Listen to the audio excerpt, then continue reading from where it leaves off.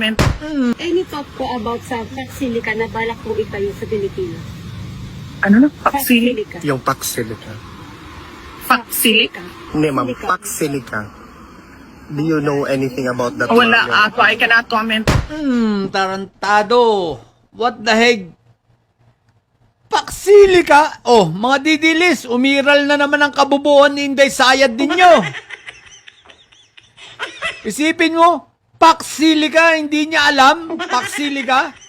Ang Paxilica, alam na halos ng buong mundo pinag-uusapan na tapos siya walang alam. At eto ang malupit, ang Pax niya ay Fox.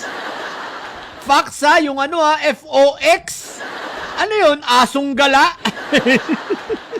Ang pang-intindi niya ng Paxilica, guys, ay wild dogs. Ang bobo na Inday Sayad, baka naman ang iniisip niya yung Paxilica ay yung mga aso niya, no? Mga buraot yung mga dugyot na mga didilis niyang vloggers. Isipin mo, pinag-uusapan ng buong mundo, wala siyang kaalam-alam. Kaganapan sa Pilipinas, walang kaalam-alam. Vice President yan, ha? O mga didilis, kaya huwag kayong magtataka na ang alam ni Inday Sayad ay walang baha sa Davao City. Alam niya ay hindi bumaha sa Davao City, wala siyang kaalam-alam. At ang alam niya ay epektibo ang ang flood control.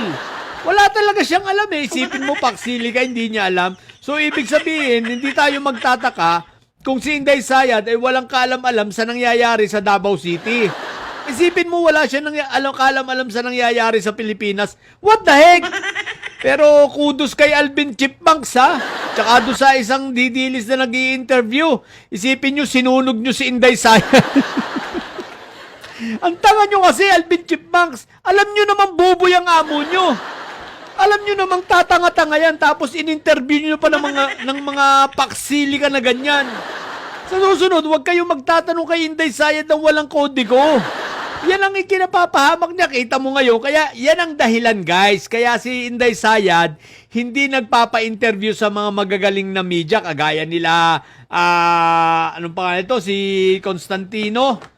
Di ba? Kila Karen Davila, hindi yan magpapa-interview. Lalo na kay Pinky Web. Lalo na kay Carmina. Hindi si Carmina Villaruel. Hindi yan magpapa-interview kila Carmina Constantino nga ba yun? Tapos kay Corina Sanchez, wala yan! Hindi magpapa-interview yan kasi bawal yan interviewin ng walang kodiko. Yan nga, dahil ganyan ang nangyayari pag yan ay in-interview mo ng walang kodiko. Tatanga-tanga yan. Itong si Alvin Chipmunks, isa pang tanga ito. Isipin yung, mga didilis, pinapahamak si Inday Sayad, Alam naman niya na si Inday Sayad hindi makakasagot ng walang kodiko. Aba, isipin mong tinanong ng ganon, ayan, ang nangyari, nagmukhang tanga. Vice President na mukhang tanga. Di ba? Kaya ikaw, Alvin Chipmunks, mga didilis, sisihin nyo si Alvin Chipmunks. Tsaka yung nag-interview yung babaeng tatanga-tanga, isipin nyo, in-interview si Sayad na walang walang kodiko, yan tuloy. Napahiya, Paxilica, hindi niya. Kahit nga yung pinakabobong didilis alam yun di ba? Tapos Inday Sayad hindi alam. Ang tanga talaga nito nila Alvin Chipmunks. Pinahamak na naman si Inday Sayad. Pinahamak na naman yung puno nila. Sinabi na kasi huwag mag-i-interview ng hindi muna inaabisuan sinasabi kung ano ang tanong. Dapat yan kasi ay may script, ha? Lesson learned dito sa inyo, ha? Para sa susunod, alam nyo na. Huwag nyong i-interview si Sayad ng pabigla-bigla dahil tatanga-tanga talaga yan. Mga didilis, yan, in-interview ni Alvin Chipmunks, alam nyo naman tanga si Inday Sayad, di ba? Ang tanga talaga, pare-pareho na kayong bobo, di ba? Isipin mong in-interview yung BP nyo na tatanga-tanga. Ayan, nagmukhang tanga na naman. Hindi alam ang Paxilica. Ewan ko.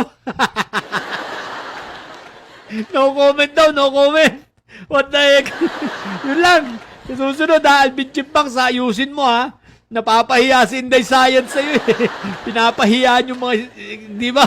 Magagalit sa inyo kapwa nyo didilis yan. Sa mga bobong didilis sa kagaya ni Inday Sayad, ayan, puro na kayo mukhang tanga.